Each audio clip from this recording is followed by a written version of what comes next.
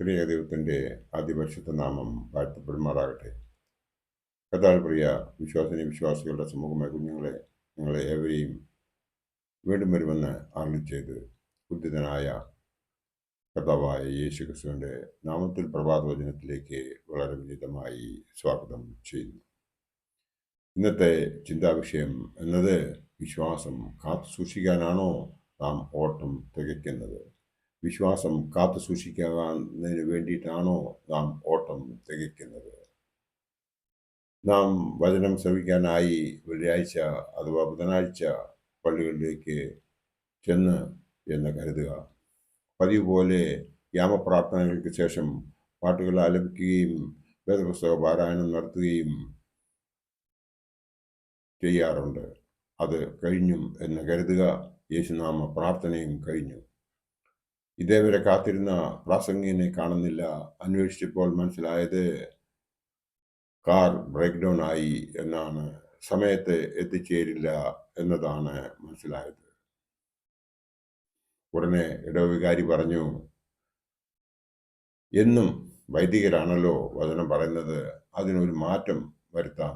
നിങ്ങളിൽ ആരെങ്കിലും വന്ന് വചനം പറയുക എന്ന് അഭ്യർത്ഥിച്ചു. ഉടനെ ഒരു അമ്മച്ചി കടന്നു വന്ന് ഞാൻ വചനം പറയാമെന്ന് പറഞ്ഞു. അച്ഛൻ അനുവാദം കൊടുത്തു. അമ്മച്ചി എടുത്ത വേദഭാഗം നമുക്കും ഒന്ന് എടുക്കാം. പരിശുദ്ധനായ പൗലോസ് ശ്ലീഹ തീമോഥെയോസിന് എഴുതിയ 2-ാം ലേഖനം 4-ാം അധ്യായം 7-ഉം 8-ഉം. ഞാൻ നല്ല പോർ പൊരുതു, ഓട്ടം തികച്ചു, വിശ്വാസം കാത്തു. ഇനി നീതിയുടെ കിരീടം എനിക്കായി വച്ചിരിക്കുന്നു. അത് നീതിയുടെ ന്യായാധിപതിയായ കർത്താവ് ആ ദിവസത്തിൽ എനിക്ക് നൽകും. എനിക്ക് മാത്രമല്ല, അവന്റെ പ്രത്യക്ഷതയിൽ പ്രിയം വെച്ച ഏവർക്കും കൂടെ എന്ന വേദഭാഗം എടുത്ത് മുമ്പോട്ട് നല്ല ഒരു പ്രസംഗം നടത്തി. പ്രസംഗം കഴിഞ്ഞു. നല്ല പ്രസംഗമായിരുന്നു. അച്ഛൻ പറഞ്ഞു, ഇന്നത്തെ ഇനിയുള്ള കാര്യങ്ങൾ ഒക്കെ നിങ്ങൾ ആരെങ്കിലും നിർവഹിക്കണം. അമ്മച്ചിക്ക് നന്ദി പറയുന്നതിന് വേണ്ടിയും അവസാനത്തെ, അതായത് കൺക്ലൂഡിങ് പ്രയറിന് വേണ്ടിയിട്ടും നിങ്ങളിൽ തന്നെ ആരെങ്കിലും ഒരാള് കടന്നു വന്നാട്ടെ എന്ന് അഭ്യർത്ഥിച്ചു. ഉടനെ തന്നെ അമ്മച്ചിയുടെ മരുമകൾ തന്നെ കടന്നു വന്നു. ഇങ്ങനെ പ്രാർത്ഥിച്ചു, കർത്താവേ, ഈ അമ്മച്ചി എൻ്റെ പിന്നാലെ ഒത്തിരി കൂടി. എന്നെ കഴിഞ്ഞ 20 വർഷമായിട്ട് ശരിക്കും വിഷമിപ്പിച്ചു. പിന്നെ ബന്ധുമിത്രാദികളുടെ അടുത്തും മകളുടെ അടുത്തും ഒക്കെ ഒത്തിരി ഓടി തികച്ചു. അവിടെയെല്ലാം എൻ്റെ കുറ്റങ്ങൾ എണ്ണി പറഞ്ഞുകൊണ്ടേയിരുന്നു. എൻ്റെ അനുഭവത്തിൽ ഈ അമ്മച്ചിക്ക് ഇപ്പോൾ പറഞ്ഞതായ വിശ്വാസം ഒന്നും തന്നെ ഉണ്ടെന്ന് എനിക്ക് തോന്നുന്നില്ല. വിശ്വാസം കാത്തു സൂക്ഷിച്ചിട്ടുമില്ല, അതിനായി ഓടിയിട്ടുമില്ല. ഇവർക്ക് കർത്താവേ സ്വർഗമാണ് കൊടുക്കുന്നതെങ്കിൽ എനിക്ക് നരകം തരണമേ. ഇവർക്ക് നരകമാണ് കൊടുക്കുന്നതെങ്കിൽ എനിക്ക് സ്വർഗം തരണമേ. എനിക്ക് അവിടെയെങ്കിലും സമാധാനത്തോടുകൂടി കഴിയാമല്ലോ. അങ്ങനെ പ്രാർത്ഥനയും തികച്ചു. നല്ല പ്രസംഗമായിരുന്നു, നല്ല പ്രാർത്ഥനയുമായിരുന്നു. എല്ലാവരും ഇഷ്ടപ്പെട്ടു. അമ്മച്ചിക്ക് താങ്ക്സ് പറഞ്ഞത് പ്രകാരമാണ്. മൊത്തത്തിൽ നോക്കുമ്പോൾ ഈ അമ്മച്ചിക്ക് യാതൊരു വിശ്വാസവുമില്ല. എന്നാൽ തന്നെയും അച്ഛൻ പറയുന്നതിനെ ഞാൻ അംഗീകരിക്കുന്നു, പ്രസംഗം കേൾക്കാൻ നല്ലതായിരുന്നു എന്ന് പറഞ്ഞ് ആ താങ്ക്സും പറഞ്ഞ് തീർത്തു. മൊത്തത്തിൽ നാം നോക്കുമ്പോൾ ഒരു കുറവ് ഇവിടെ കാണുന്നില്ലേ? വിശ്വാസം കാത്ത് സൂക്ഷിക്കുന്നതിനായിട്ടാണോ രണ്ടുപേരും ഓടിക്കൊണ്ടിരുന്നത്? അല്ല. പിന്നെയോ മരുമകളെ തിരുത്തുന്നതിനും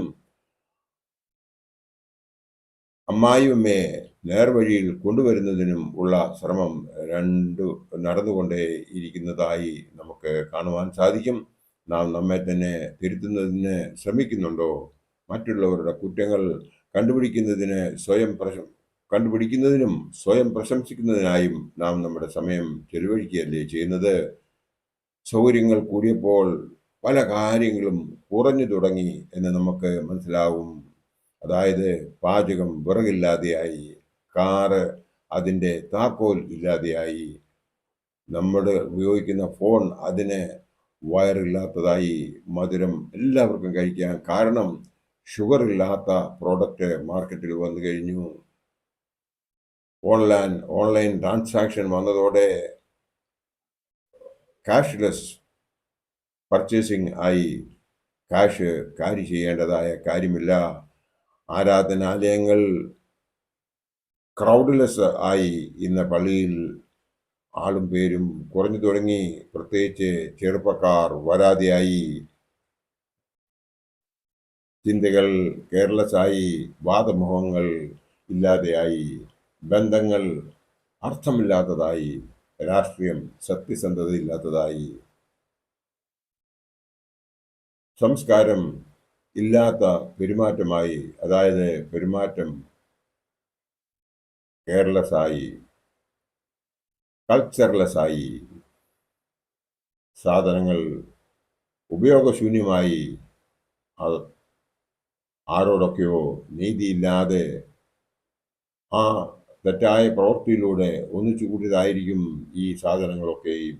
കുട്ടികളുടെ ഹെയർ സ്റ്റൈൽ കാണേണ്ടത് തന്നെ. വസ്ത്രധാരണം വളരെ വിശേഷം തന്നെ. എത്ര കുറച്ച് ധരിക്കുന്നുവോ അത്രയും നല്ലത് എന്ന് കരുതുന്ന കാലം. മാതാപിതാക്കൾ ഹെൽപ്ലെസ് ആയിക്കഴിഞ്ഞു. ജനം ഷെയിംലെസ്, അതായത് നാണമില്ലാത്തവർ ആയിക്കഴിഞ്ഞു. അങ്ങനെ നോക്കിയാൽ ദൈവം ഇല്ലായ്മ ഇവിടെ എല്ലായിടത്തും വ്യാപിച്ചു കഴിഞ്ഞു. ലെസ് എന്ന ശബ്ദം, അതായത് ആ വേർഡ് ഒരു നെഗറ്റീവ് വേർഡായി മാറിക്കഴിഞ്ഞ കാലം. ഇതിൻ്റെ പ്രത്യാഘാതങ്ങൾ അനുഭവിച്ചു കൊണ്ടിരിക്കുകയാണ് നാം ഓരോരുത്തരും. ഇവിടെ ആ അമ്മച്ചി എടുത്ത ഭാഗം നമുക്ക് ഒന്നുകൂടി നോക്കാം. 2 തിമോത്തിയോസ് 4:7-8. ഞാൻ നല്ല പോർ പൊരുതു, ഓട്ടം തികച്ചു, വിശ്വാസം കാത്തു. 8-ാമത്തെ വാക്യത്തിൽ ഇപ്രകാരം പറയുന്നു, ഇനി നീതിയുടെ കിരീടം എനിക്കായി വെച്ചിരിക്കുന്നു, അത് നീതിയുള്ള ന്യായാധിപതിയായ കർത്താവ് ആ ദിവസത്തിൽ എനിക്ക് നൽകും. എനിക്ക് മാത്രമല്ല, അവൻ്റെ പ്രത്യക്ഷതയിൽ പ്രിയം വെച്ച ഏവർക്കും കൂടെ. നാം നല്ല കാര്യങ്ങളാണോ ചെയ്തത്? നമ്മുടെ ഓട്ടം അഥവാ ജീവിതം നമ്മുടെ പിതാക്കന്മാർ കാണിച്ചു തന്ന പാതയിലൂടെ ആണോ നയിച്ചത്? നാം നമ്മോട് തന്നെ ചോദിക്കേണ്ടതായ സമയം കഴിഞ്ഞിരിക്കുന്നു. നീതിയുടെ കിരീടം നമുക്കായി ഒരുക്കത്തക്കവണ്ണം ആണോ നമ്മുടെ പ്രവൃത്തികൾ? ആ നീതിയുള്ള ന്യായാധിപതിയായ കർത്താവ് കാണിച്ചു തന്നിട്ടുള്ളതാ ഒക്കെയാണോ നാം പ്രവർത്തിക്കുന്നത്? പരിശുദ്ധനായ പത്രോസ് ശ്ലീഹാ പൊതുവിനെഴുതിയ 1-ാം ലേഖനം 2-ാം അധ്യായം 5-ാം വാക്യത്തിൽ പ്രകാരം പറയുന്നു, നിങ്ങളും ജീവനുള്ള കല്ലുകൾ എന്ന പോലെ ആത്മീയ ഗൃഹമായി യേശു ക്രിസ്തു മുഖാന്തരം ദൈവത്തിന് പ്രസാദമുള്ള ആത്മീയ യാഗം കഴിപ്പാൻ തക്കവണ്ണം വിശുദ്ധ പുരോഹിത വർഗം ആകേണ്ടതിന് പണിയപ്പെട്ടു എന്നാണ് പറഞ്ഞിരിക്കുന്നത്. നാം ആത്മീയ ഗൃഹമായത് എപ്പോഴാണ്? മാമോദീസയിലൂടെ, മൂറോൻ അഭിഷേകത്തിലൂടെയാണ് നാം അതിനെ കാത്തു സൂക്ഷിക്കുന്നുവോ? അതോ നാം ഓരോരുത്തരും നമ്മുടെ പ്രവൃത്തിയിലൂടെ പരിശുദ്ധാത്മാവിന്റെ നൽവരത്തെ ഇല്ലാതാക്കിയോ എന്ന് നാം ഒന്ന് ചിന്തിക്കേണ്ടിയിരിക്കുന്നു. കാലത്തിനൊത്ത് ജീവിക്കുന്നത് തെറ്റല്ല, എന്നാൽ നമ്മുടെ ജീവിതത്തിൽ ഒരു ജീവിതത്തിന് ഒരു ലക്ഷ്യം ഉണ്ടായിരിക്കണം.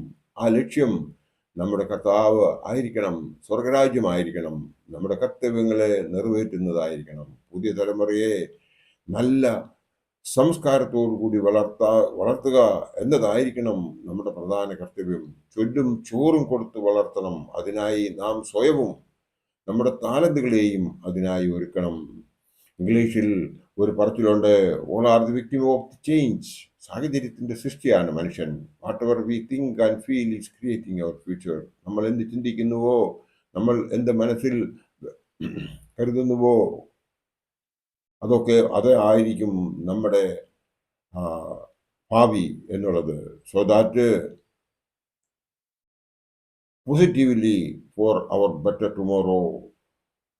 V have to think positively for our better tomorrow. ആയതിനാൽ നമ്മൾ ഒരു ശുഭചിന്തകരായിരിക്കണം. നമ്മുടെ ഭാവിക്ക് വേണ്ടി നിരന്തരമായി അതിനുവേണ്ടി പ്രാർത്ഥിക്കണം. യഹോവ ഭക്തി ജ്ഞാനത്തിൻ്റെ ആരംഭമാകുന്നു. പോഷന്മാരോ ജ്ഞാനവും പ്രബോധനവും നിരസിക്കുന്നു എന്ന് നമ്മുടെ കുഞ്ഞുങ്ങളെ പറഞ്ഞ് മനസ്സിലാക്കണം. അതിനായിട്ട് നാം ഓരോരുത്തരും ചെയ്യേണ്ടത്, ബാലൻ നടക്കേണ്ടുന്ന വഴിയിൽ അവനെ അഭ്യസിപ്പിക്കുക, അവൻ വൃദ്ധനായാലും അത് മറന്നു പോവുകയില്ല എന്ന് മാതാപിതാക്കൾ മനസ്സിലാക്കിയതിന് ശേഷം വേണം ഒരു കുഞ്ഞിന് ജന്മം കൊടുക്കുവാൻ, അന്നു മുതൽ ആ കുഞ്ഞിനെ വേണ്ട രീതിയിൽ പാലിക്കുന്നുവെങ്കിൽ, അവനെ പരിപാലിക്കുന്നുവെങ്കിൽ, അവൾ നല്ല രീതിയിൽ വളർന്നു വരും. ഒരു ദൈവപൈതലായി തന്നെ നമ്മളുടെ മുമ്പിൽ അനുസരണയുള്ള ഒരു ഗുണ ദോഷമില്ലാത്ത ഗുണം ചെയ്യുന്ന ഒരു വ്യക്തിയായി മാറും എന്നുള്ളതിന് യാതൊരു സംശയവുമില്ല. അതിനായി ദൈവം നമ്മളെ എല്ലാവരെയും അനുഗ്രഹിക്കട്ടെ. എൻ്റെ വാക്കുകൾ ഇവിടെ ഉപസംഹരിക്കട്ടെ. നന്ദി, നമസ്കാരം.